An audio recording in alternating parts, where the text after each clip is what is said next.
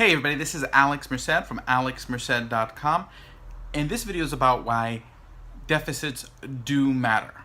Okay, so this is going to be a longer video because I'm going to explain some very complex economic concepts. So if you're not that familiar with economics, what I recommend is going to learneconomicsnow.com and watch some of my videos that give you a primer on economic ideas and whatnot. But bottom line is, if you sit through this video, you will understand why deficits do matter. Because what we're going to do first is explain the argument that people make on why deficits don't matter, and then blow up that argument. Okay, so basically, when people say deficits don't matter, what they're oftentimes referring to is a type of economic idea called modern monetary theory, or even in older days was referred to as chartalism. And what this economic thought focuses on is not like all the different types of monetary systems, it's just that referring specifically to what's called a fiat monetary system, which means money by decrease. So meaning what is money is just what the government says is money. And there's a couple of attributes that come along with that, because if the government controls what is money and tells you that, let's say, dollars are money, then they're in control of the supply of money, and they can always make more money, which creates some certain realities.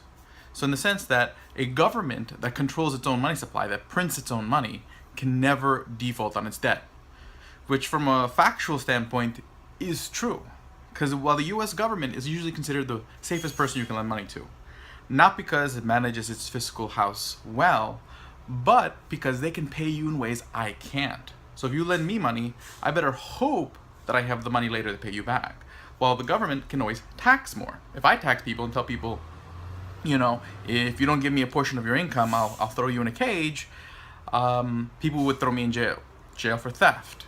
Okay, if I went to people and said, well, that's taxation, I could borrow the money, but the government can borrow more money than I can, and the government can print money. Worse comes to worse, I can't. I'd go to jail for counterfeiting.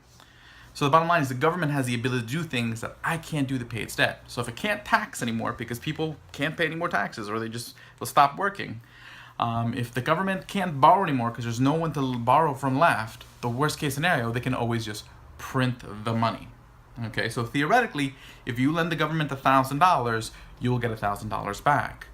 Now, yes, if the government prints money, there might be inflationary effects, but the point is you'll still get your $1,000 back. So theoretically, the government cannot have a traditional default in the sense that it won't pay you back your $1,000 when you buy government debt. So it's a risk-free rate of return. That's why they call it the risk-free rate of return, what you get on government debt, because there's no risk. You will always get your $1,000 back if you lend the government $1,000.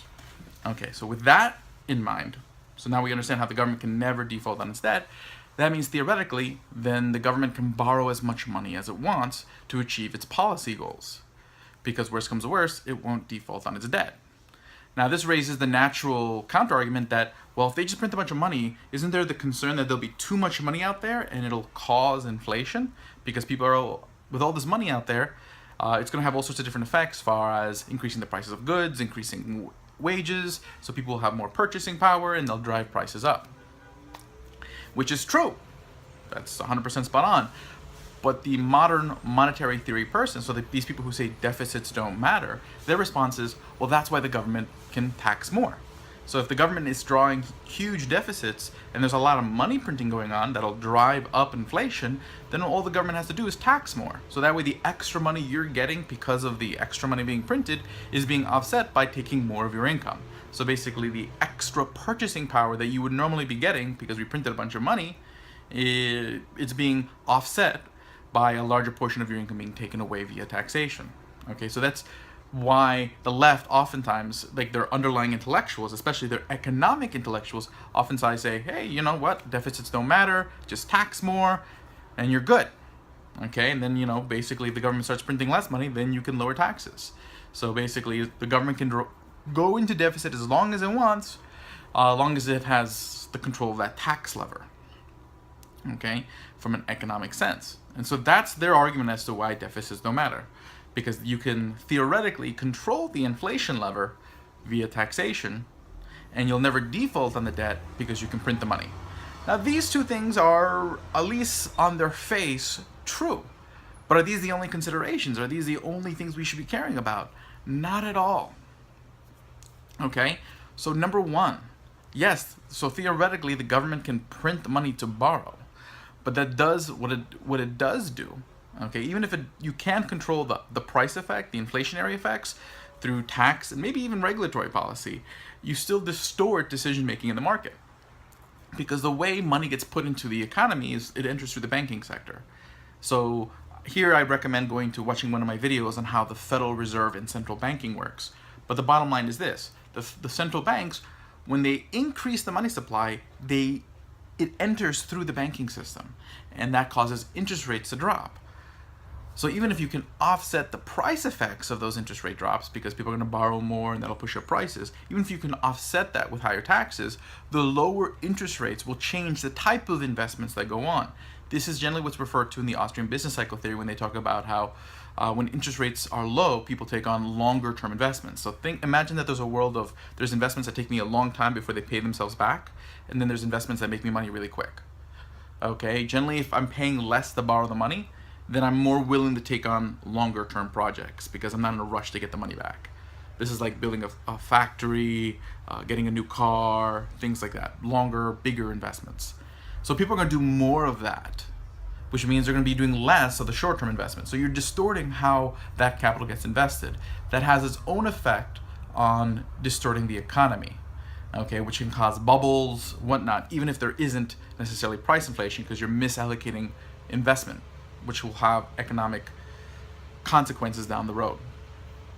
Okay, on top of it, you're still, when prices don't go up in a uniform way. So for example, let's say inflation is running at 3% as measured by the Consumer Price Index.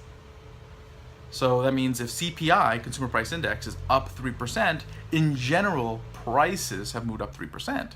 But that's in general. Some things may have moved up 10, 20%. Other things may have gone down 2%.